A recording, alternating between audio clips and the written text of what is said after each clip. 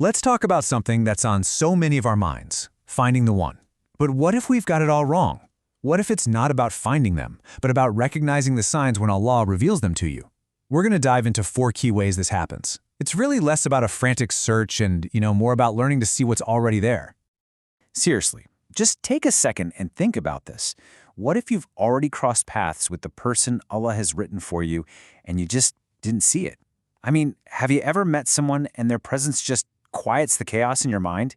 They don't have to say a word, but suddenly you just want to be a better person, closer to Allah. It's a question that I think we all carry around with us, right?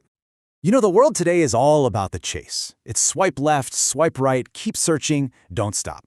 But in Islam, the whole approach is different. It's not a hunt, it's a revelation. And honestly, it often shows up through really tough tests of our patience, through moments that are actually designed to shape our hearts. Okay, this verse right here, this is the foundation for everything we're about to talk about. The key word is tranquility. It's not about fireworks and constant drama. The real goal, the sign from Allah, is finding peace in someone. So as we go through these next 4 signs, I want you to keep that word in your mind. Tranquility. That's what we're looking for. All right, let's get into the first sign. Sign number 1 is all about having a shared path and shared values. And this isn't just, liking the same stuff. This goes way deeper. It's about the very foundation of how you want to live your life. Look, it's so easy to get caught up in the surface level stuff, right? Oh, we both love the same shows, or we both love to travel. And that's great, but it's not the foundation. The real connection, the sign we're looking for, is when your deeper values match up. Are you actually walking in the same direction spiritually? Are you helping each other get closer to Allah? That's the real compatibility check. I love this metaphor of building a house. Think about it. You can have the most beautiful decorations, the nicest furniture, but if the blueprints don't match, if the foundations are different, what's going to happen? The walls are going to crack, it's just not going to hold. Values are that foundation. Everything else is just decoration. So this is the real question you have to ask yourself. Forget, do I like them for a second? The real question is, does this person pull me closer to Allah, or do they pull me further away? It's that simple. Because if your paths aren't aligned now, trust me, marriage isn't some magic fix. The right person for you will always be a positive force for your faith. Okay, on to our second sign. This one is less about logic and more about what's happening in your heart. We're talking about the gift of calm, recognizing true tranquility over chaos. We've all been there, right? You get off the phone with someone and your mind is just racing. It's loud. You're replaying every single thing you said, analyzing every word they said. Your chest feels tight, heavy. That noise, that anxiety, that's a sign, a big one. But then, there's the other kind of person, the right one. With them, the conversation ends, and your heart feels like a quiet room. You can just breathe. You don't feel drained or on edge. You just feel okay. And listen, that okay feeling, that's not boring. That's gold. That's the sakina, the peace that the Quran talks about. It's a huge sign. This is where we get so confused, I think. We've been taught that love feels like this intense roller coaster. We think anxiety is butterflies, and that constant drama is chemistry. No. The real signs are in mercy, in peace, and tranquility. We should be looking for consistency, not intensity.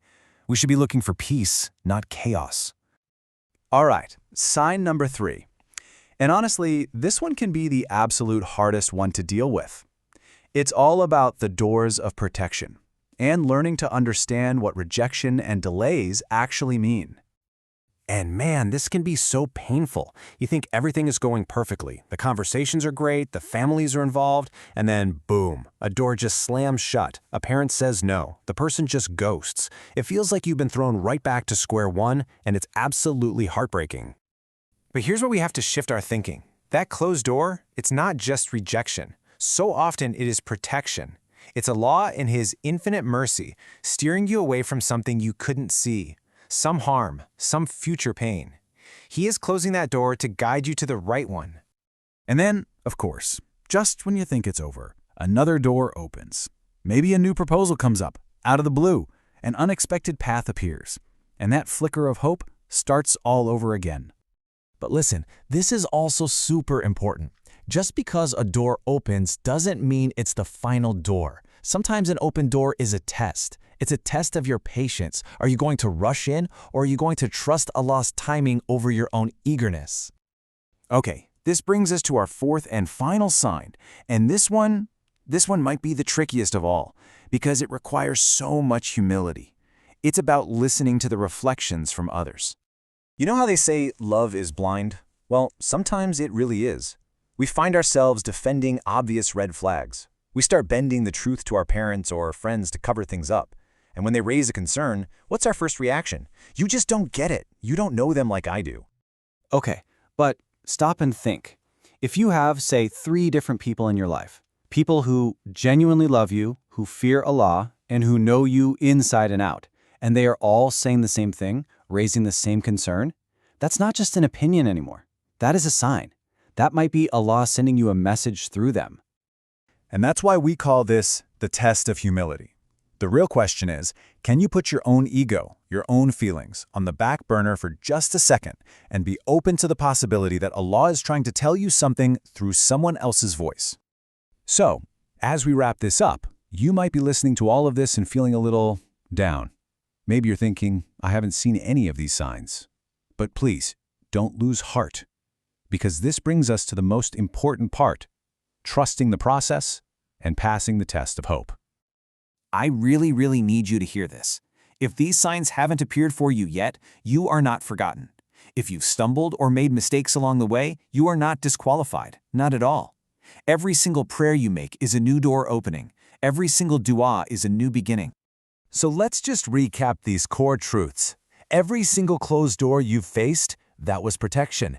Every delay you've had to endure, that was divine timing. You need to know this: you are not late, you are not lost, and you are absolutely not hopeless. And let's end with this. This is maybe the most important takeaway of all.